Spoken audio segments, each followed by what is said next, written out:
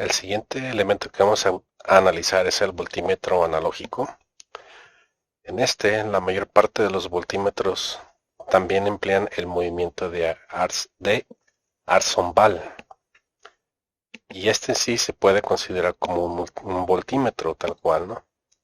Esto sí se considera que la corriente que pasa por este dispositivo multiplicada por una resistencia interna me va a originar una determinada caída de voltaje.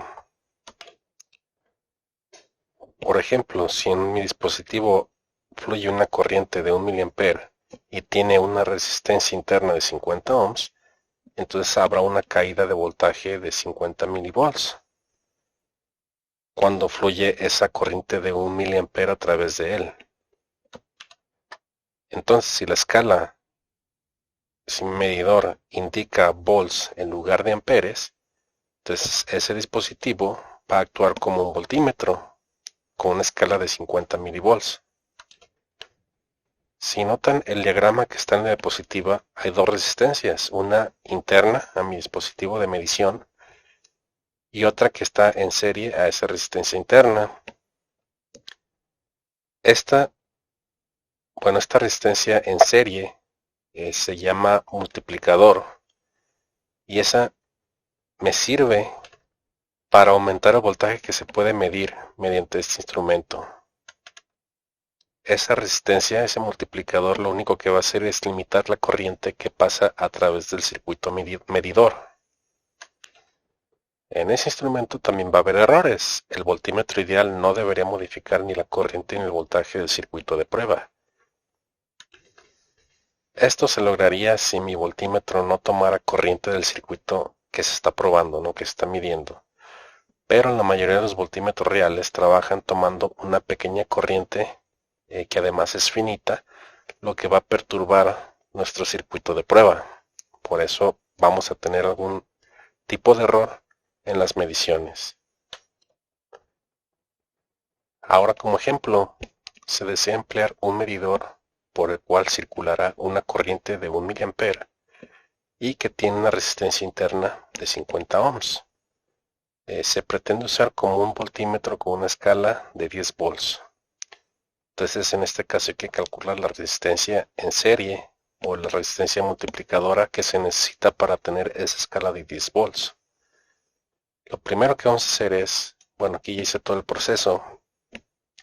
Tengo mi dato para la escala máxima del voltaje que van a ser 10 volts y tengo la corriente que va a fluir a través de mi circuito, que en este caso es 1 mA.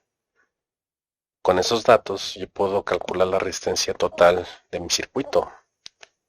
La resistencia total la calculo utilizando la ley de Ohm, voltaje sobre corriente, que es igual a 10 volts, mi escala máxima, entre 1 mA, y esto me da como resultado 10 kiloohms. Luego, sabemos que la resistencia total es la suma de la resistencia interna y de la resistencia multiplicadora dentro de mi dispositivo. Por lo tanto, si yo conozco lo que es la resistencia total, que son 10 kiloohms, y la resistencia interna, pues simplemente las resto para obtener la resistencia, la multiplicadora. Y el total son 9.950 ohms o 9.95 kiloohms. Por lo tanto, yo necesito una resistencia de 9.95 kiloohms para conectarla en serie con mi dispositivo de lectura y así obtener una escala máxima de 10 volts. Bueno, de esta manera yo puedo obtener varias escalas. Yo puedo obtener varias escalas calculando diferentes valores para resistencias multiplicadoras y seleccionar cada una de ellas por medio de un interruptor selector, tal como podemos ver en esta siguiente figura. ¿Sí? Tenemos tres resistencias diferentes, cada una multiplicadora, y las seleccionamos por medio de un interruptor, y así podemos tener diferentes escalas para la medición de diferentes voltajes, ¿no? Escalas de voltajes. Y por último tenemos el ómetro. El ohmómetro pues es un instrumento sencillo que aplica un voltaje fijo de una batería a través de dos resistencias en serie. Una de esas resistencias es de un valor conocido y la otra es la que se va a medir. Esa obviamente pues no se conoce.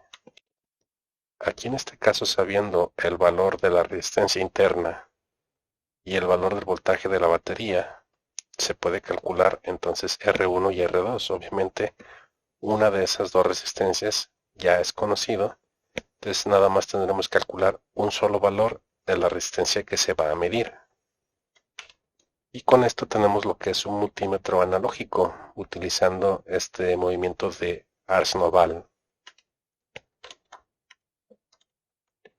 donde aquí ya tenemos las tres opciones para hacer las mediciones de voltaje mediante un galvanómetro, de corriente mediante el amperímetro y de la resistencia también, perdón, galvanómetro para medir los ohms, el amperímetro para la corriente y el voltímetro para el voltaje.